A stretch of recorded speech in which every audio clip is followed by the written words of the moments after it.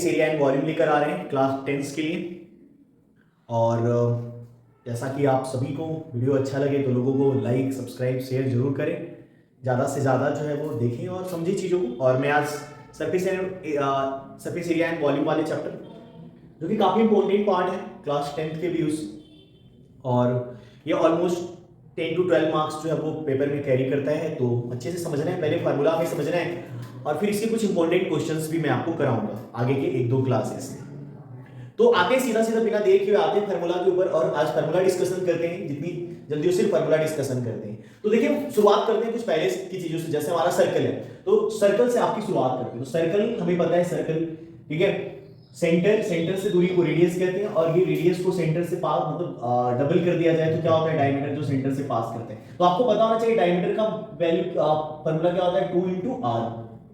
और अगर रेडियस निकालना है तो डायमीटर अपॉन 2, क्योंकि समटाइम बच्चे देखता हूं कि मैं वो अभी भी प्रॉब्लम इसमें होता है। सर्कल पता है आपको क्या होता है, इसका बाउंड्री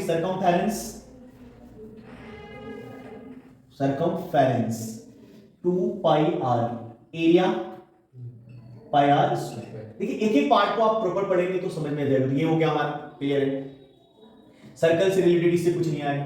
ट्रायंगल, अब ये ट्रायंगल का पेरीमीटर अगर निकालना है ना, पीछे डिनोट करें पेरीमीटर, तो पेरीमीटर बराबर क्या हो जाएगा, सम ऑफ ऑल 3 साइड्स।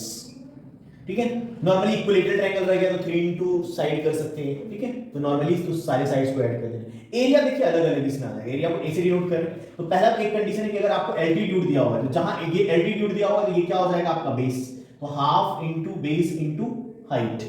क्लियर है।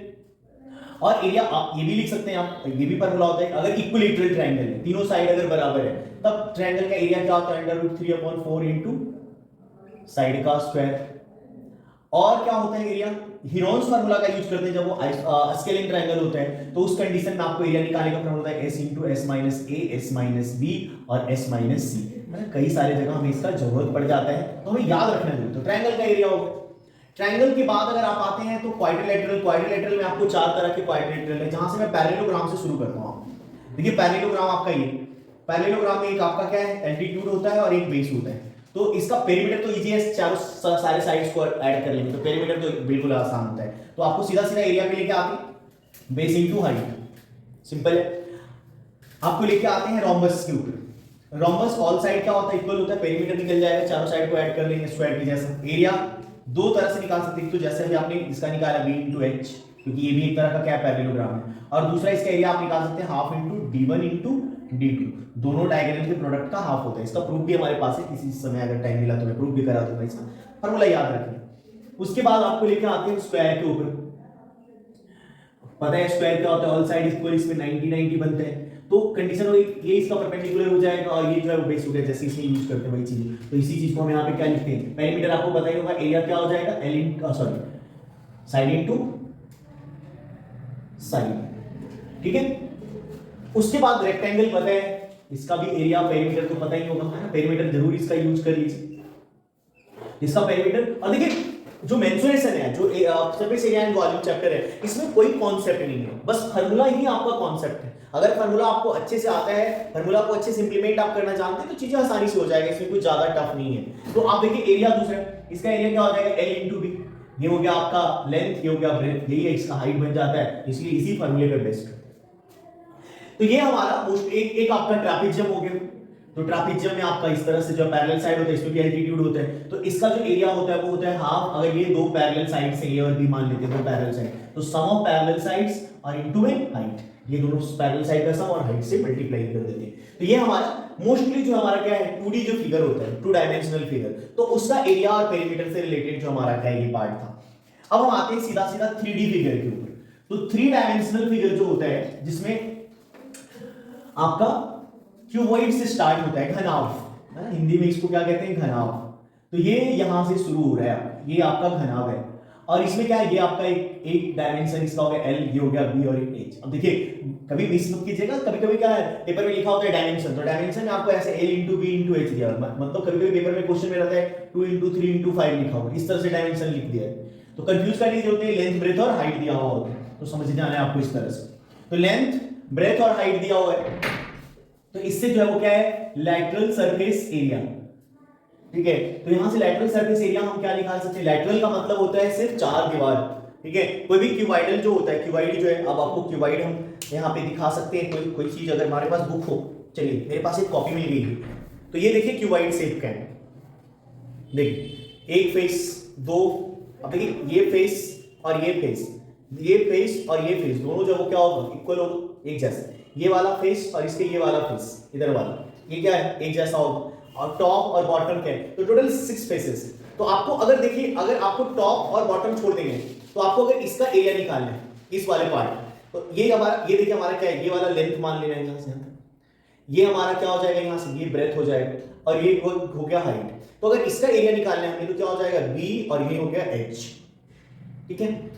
उसी तरह से अगर इसका एरिया निकालना है, ठीक है, तो इसका अगर एरिया निकालना है, ये क्या है, लेंथ, और ये क्या है, इसकी हाइट, तो उसको मल्टीप्लाई कर लेंगे। तो इस तरह से आप क्या है, लेटरल मतलब सिर्फ 4 दीवारों का, सिर्फ 4 दीवार, जैसे अभी हमने इसमें दिखाया, तो इसमें ये 4 दीवार जो है, इसकी 4 दीवारों का निकालना है। तो ये 4 दीवारी का एरिया जो है वो क्या हो जाएगा, यहाँ से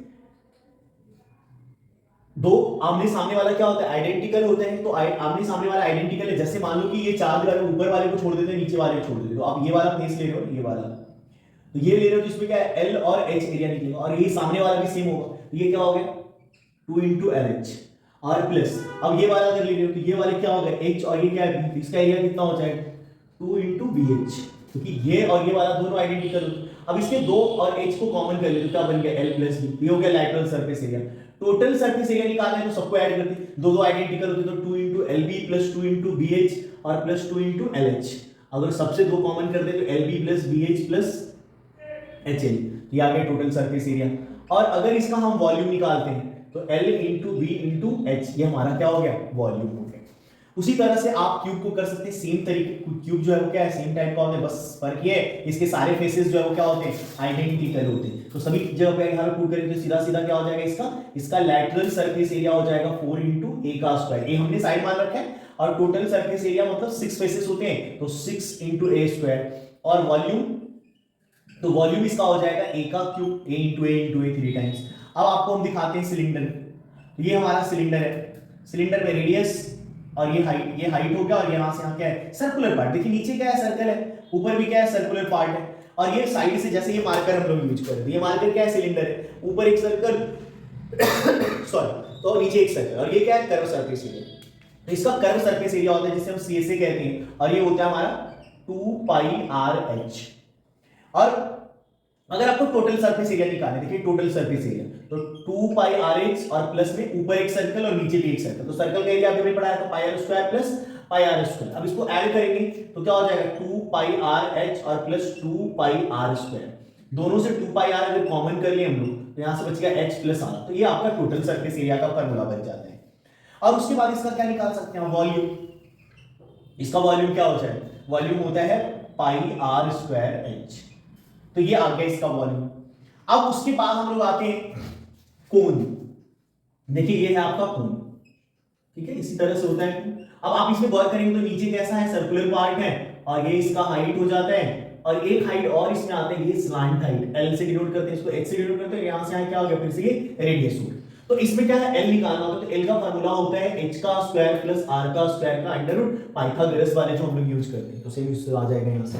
अब इसका भी देखिए ये वाला जो पार्ट है चारों तरफ से, तो सर ये कर्व होता है, तो सी से आ जाएगा इसका, तो सी से कितना हो जाएगा, इसका पाई आर एल फार्मूला होता है। और टोटल सरफेस एरिया अगर निकालना है तो क्या हो जाएगा, पाई आर एल, और ये नीचे क्या है, सर्कुलर पार्ट है, तो ऐड हो जाएगा कितना, पाई आर स्क्वायर, तो पाई आर कॉमन कर लो, यहां से क्या बच गया, एल प्लस आर आ गया यहां से, तो ये आ गया इसका टोटल सरफेस एरिया। और अगर इसका वॉल्यूम निकालना है, तो 1/3 of pi r square h, जो आपके सिलेंडर का वॉल्यूम होता है उसका 1/3 होता है। अब आते हैं हम लोग स्फीयर के ऊपर।